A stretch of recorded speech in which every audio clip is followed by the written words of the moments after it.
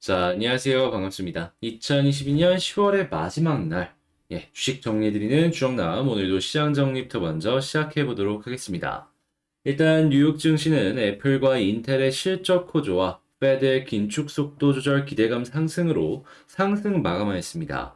인텔과 애플이 시장 예상치를 상회하는 이 실적을 발표를 하였는데, 애플 같은 경우에는 3분기 매출액이 901억 5천만 달러로 시장 전망치를 이 100, 다시 10만, 다시 시장 전망치 889억 달러를 상회했으며 주당 순이익도 1.29달러로 시장 예상치보다 0.02달러 웃돌며 이날 7% 넘게 급등하는 움직임을 보여줬습니다. 인텔도 전일 장 마감 이후에 시장 예상치를 상회하는 매출과 순이익이 발표가 되었고 추가적으로 대규모의 비용 절감 계획을 발표를 하면서 10% 넘게 급등하는 움직임이 보여주었는데 이러한 부분은 이 나스닥은 물론이거니와 전체적인 시장에 긍정적인 영향을 주었다라고 생각을 하면 되겠습니다.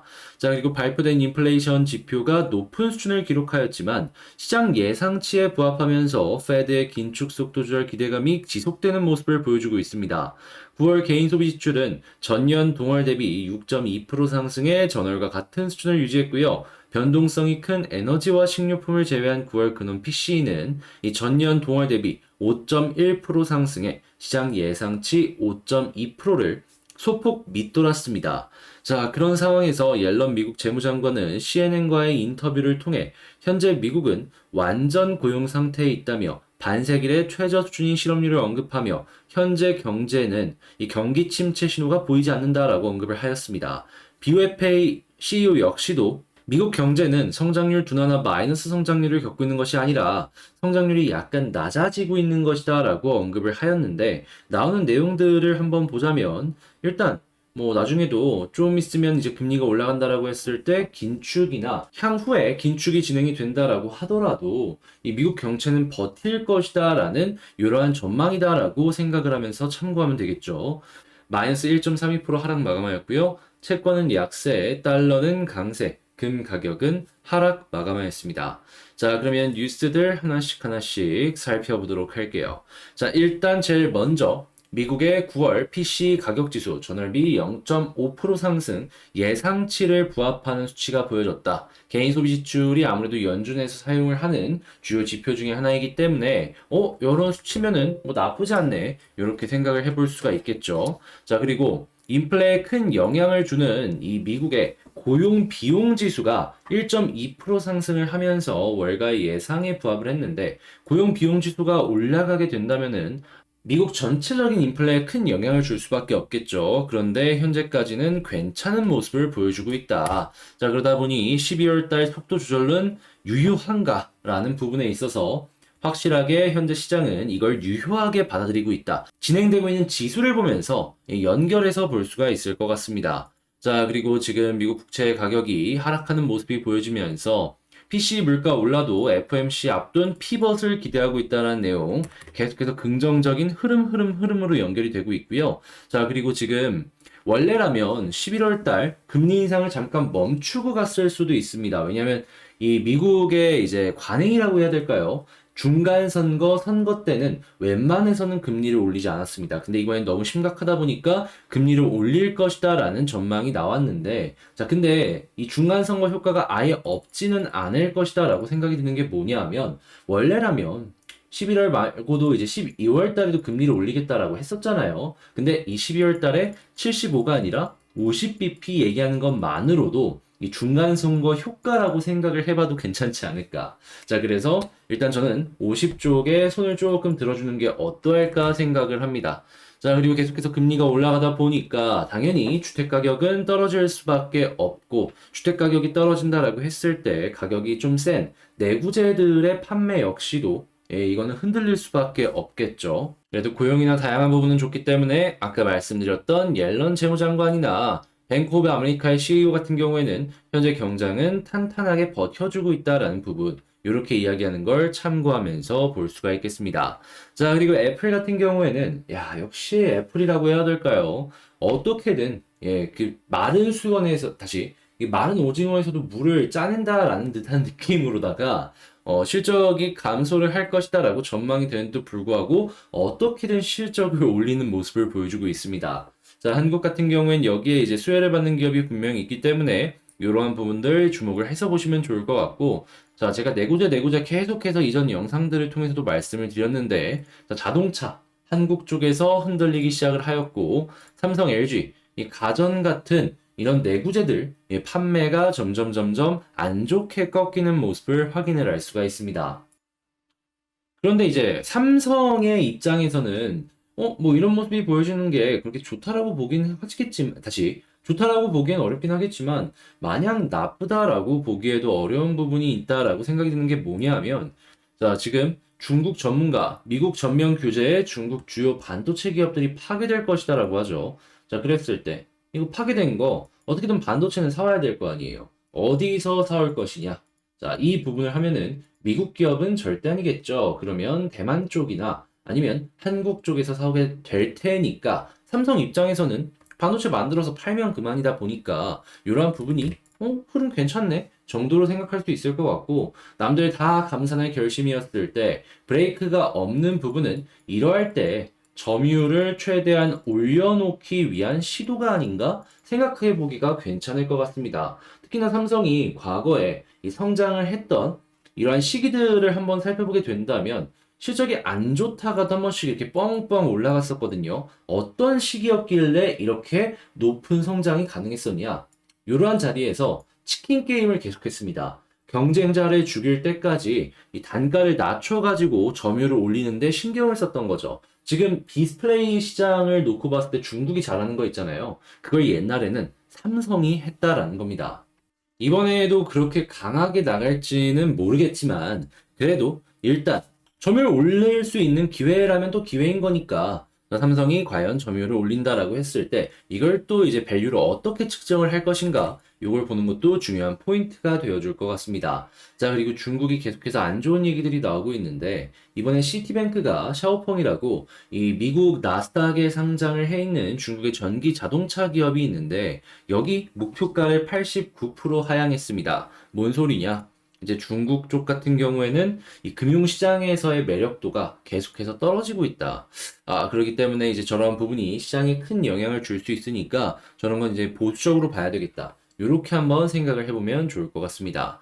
자, 그런 다음에 최근에 이제 폴란드 민간 원전 수주 갑작스럽게 뭐 미국의 웨스팅하우스가 선정이 되었다라고 이야기를 했다가 갑자기 또 한국 수력 원자력에서 보이죠. 협력 의향서를 책정을 했다. 자, 그렇다라는 얘기는 지금 정부 주도 말고 민간 주도 쪽에서는 먹을 거 남아 있다. 그리고 이러한 부분은 해외의 그 이외의 국가들 역시 마찬가지일 수 있다라고 생각을 하면 좋을 것 같습니다. 추가적으로 미국에서 이번에 웨스팅하우스가 선정이 됐다라고 하더라도 웨스팅하우스 그 점수 책정받은 거 보셨을지 모르겠는데 되게 낮게 받았거든요. 그러니까 뭐 IP나 이러한 부분으로 놓고 봤을 땐 나쁜 게 없겠죠. 근데 이제 너무 원전을 안 만들었다 보니까 기술력이나 이런 부분 상용화까지 시키는 데 있어서 애로사항 이런 게 있다 보니 이게 협력사를 찾을 수밖에 없거든요. 자, 그랬을 때 여기에 두산은 끼어들 수 있지 않을까 싶네요. 자, 그리고 지금 원전 얘기가 나오면서 같이 핵 폐기물 저장 시설 요 얘기가 나오는 걸 확인을 할 수가 있는데 자, 이러한 부분들 역시도 시장이 계속해서 커질 것이다라고 생각을 할 수 있기 때문에 관련주들 하나씩 살펴보면 좋겠습니다. 자, 그런 다음에 지금 철강석 2년 5개월 내 만에 최저치를 기록을 하였다라고 하는데 철강 하락가 이렇다는 얘기는 일단 철강 관련주들은 이제 사이클이 완전히 꺾였다라고 볼 수 있고 반대로 이 철강 때문에 원가 부담률이 정말 셌던 조선이나 이러한 기업들 같은 경우에는 자연스럽게 원가율이 낮다 보니까 영업 이익률이 와 이거 엄청 올라가겠구나 이렇게 생각을 해볼 수가 있겠죠. 지금 선가가 생각했던 것보다 높은 위치에서 유지가 되고 있습니다. 자, 그런 상황에서 원가를 계속 날아가면은 영업이익 올라갔을 때 계속 적자 중이다라고 보여지고 있는 이런 기업들, 뭐 대우조선 해양이나 몇몇 기업들 빡 올라올 수 있으니까 이런 거 이제 한번 보는 것도 괜찮을 것 같습니다. 자, 그리고 당연히 시장의 유동성이 말라가다 보니까 기업의 현금 확보가 막막하다. 요거는 이제 계속 이제 말씀을 드리는 부분인데 연결이고 솔직히 이게 단기간에 해결되진 않을 겁니다. 내년 3월에 금리의 피크가 찍고 그런 다음에 한 1년 정도는 물가 안정될 때까지 금리를 유지할 가능성이 높아요. 그러면 시장의 유동성은 당연히 꾸준하게 향후에 거의 1년 정도는 이 저점으로 유지가 될 가능성이 높다 보니까 기업 입장에선 향후에 1년에서 2년은 버텨야 된다라고 생각을 할 수밖에 없겠죠. 당연히 그런 모습이 보여지게 된다면은 우리 입장에서는 그냥 현금 많고 유동성 많고 부채 비율 작은 거 그런 쪽 위주로 많이 봐야 될 것이고요. 자, 이렇게 시장 정리 한번 싹 해봤는데 일단 월요일 10월 31일 10월의 마지막 날 이렇게 한번 맞춰보도록 하고요. 도움 되었다면 구독과 좋아요, 알림 설정 한 번씩 부탁을 드리면서 이거 제가 아침마다 장 시작하기 전에 이렇게 텔레그램 공부방을 통해서 올려드리고 있거든요. 영상 소개란에 있는 그 텔레그램 링크 있습니다. 그거 클릭하시면 이렇게 들어오셔서 입장하시고 제가 올리는 자료들 하나씩 하나씩 보실 수 있어요. 저도 이제 공부하는 느낌으로 정리하고 올려드리는 거라 여러분들도 공부하시는데 도움이 되셨으면 좋겠네요. 자, 그러면 개별 종목 보도록 할게요. 자, 제가 이번에 가지고 온 종목은 두산 에너빌리티를 가지고 왔습니다.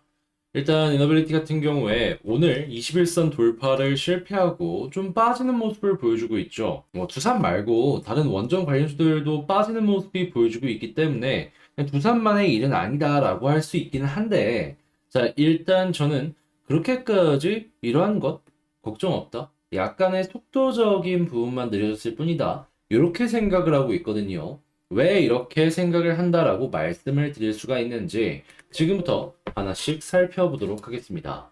일단 이 하락 같은 경우에는 제가 주말에도 올려드렸던 뉴스인데 이 폴란드 원전 수주 실패 이 내용 때문에 전체적으로 원전 관련주들의 안 좋은 모습을 보여주고 있습니다. 자, 그러면서 이 폴란드 원전의 이 정부 수주 관련해서는 미국의 웨스팅하우스에서 받아갔죠. 자, 그런데 이전에 제가 이전에 말씀드렸던 내용 기억하실지 모르겠지만 웨스팅하우스는 프랑스랑 한국에 비해 가지고 여러 가지 부분을 평가를 했을 때 낮은 수준을 유지를 할 수밖에 없습니다. 자, 그랬을 때 협력사를 구할 수밖에 없는데 두산은 미국이랑 원전 동맹이나 이런 것도 있다 보니까 협력사로 여기에 참여를 할 가능성이 존재를 하고 그렇다고 했을 때 뭐 매출은 좀 줄어들 수는 있겠지만 일거리가 없는 건 아니잖아요. 저는 걱정할 필요는 없다라고 생각을 합니다. 자, 그리고 정부주가 끝났고 이제 민간 주도의 2차 원전 사업도 우리는 준비를 해야 되는데 이 부분은 한수원에서 받아갈 것이다라고 하거든요.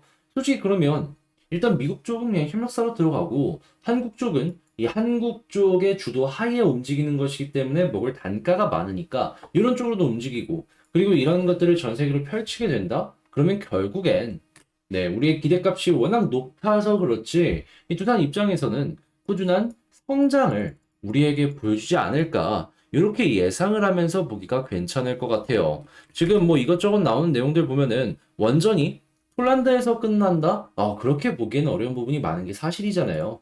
자, 그렇다라고 했을 때 장기적으로는 괜찮은 건데 지금 수급이랑 이 외국인의 투자들 그리고 다시 수급이랑 차트 순서대로 하나씩 살펴보도록 하겠습니다.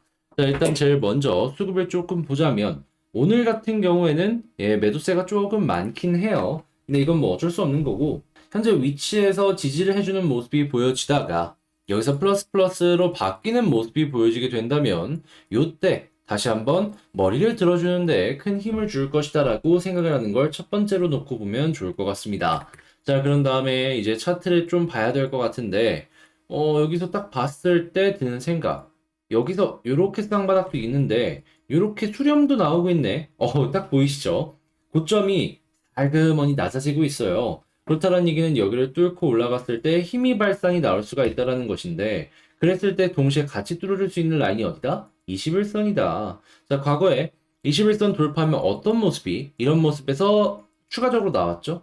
이렇게 한 번 더 이렇게 상승하는 모습들이 보여주곤 했죠. 자, 그렇다라는 건 61선을 딛는다라는 걸 100% 확신할 수는 없어도 이 은근 부근 다시 이 인근 부근까지 조금 더 올라올 가능성적인 부분은 훨씬 더 괜찮다라는 겁니다. 자, 그리고 여기까지 뚫어주게 된다면은 그때는 뭐 480이나 이 위쪽에 있는 이평선을 보면 되긴 할 것 같은데 요거는 뭐 나중에 일이니까 그때 가서 다시 보도록 하고 자, 그럼 지금 말씀드린 내용들을 가지고 총정리를 한번 해보자면 일단 첫 번째 같은 경우에는 이 사업적인 부분들, 지금 후속으로 나올 내용들 괜찮다. 그렇기 때문에 뭐 협력사로 참여를 하든 아니면 직접적으로 연관을 시키든 이 매출의 차이만 있을 뿐이지 일할 거리가 없는 건 아니니까 이런 거는 그렇게까지 크게 걱정하지 말자. 자, 그리고 지지 라인을 놓고 봤을 때 현재 위치보다 조금 아래에 이러한 라인들이 있는데 차근차근 지지를 해줄 수 있을 것 같으니까 큰 걱정하지 말고 차트를 봤을 때 현재 수렴까지도 보여지고 있어서 21선 위쪽에 저항을 뚫게 되었을 땐 61선까지 한번 노려보도록 하자. 여기를 뚫게 된다면은 그때는 뭐 그때 가서 다시 한번 살펴보도록 하고 자 이렇게 말씀드리면서 지금 뭐 나쁠 거 없이 그냥 시간만 조금 천천히 시간만 조금 여유롭게 보시길 바라며 두산 에너빌리티 마치도록 하고요. 좋은 한 주 되시길 바라며 전 다음에 더 좋은 영상으로 다시 찾아뵙도록 하겠습니다. 구독, 좋아요, 알림 설정까지 한 번씩만 부탁드리며 이상 주식 정리해드리는 주정남이었습니다. 감사합니다.